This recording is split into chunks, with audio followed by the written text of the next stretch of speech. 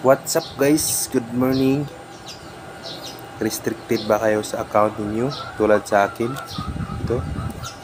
Bago kayo mag-appel, i-delete muna ninyo yung mga hindi inyo video.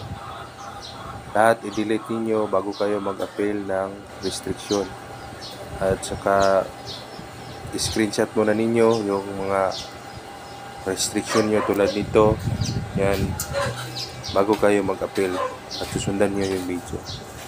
Ninyo guys, baka sakaling makatulong din ako sa inyo kasi restricted din ako nung una, tapos bumalik siya after 3 days.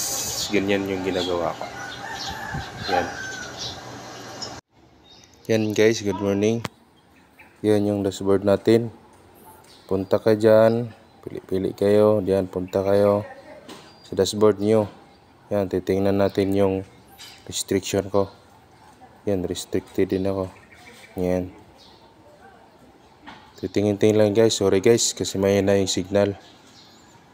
Titingnan mo natin yung restricted ko. Yan, nangyayari sa akin.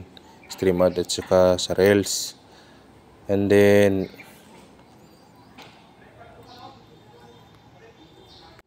yan, punta tayo sa baba. Titingnan natin yung bahay ko ng restricted na yan. Ayan. Tapos punta ka sa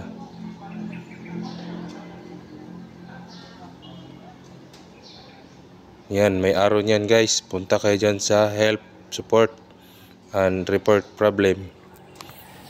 Yan, punta ka dyan at i-check nyo yung phone nyo. Pindutin nyo yung okay, check nyo yung phone nyo. And then maya may lalabas na yan. Yan, nagsishake ako nyan eh.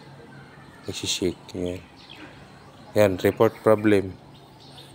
I-report nyo yung problem nyo. Sorry guys, medyo mahina yung signal. Nag-rating report pa siya. Yan, pakaantay lang po. At may lalabas dyan na report the problem dyan. Yan yun, ilalagay yung link. Yan guys.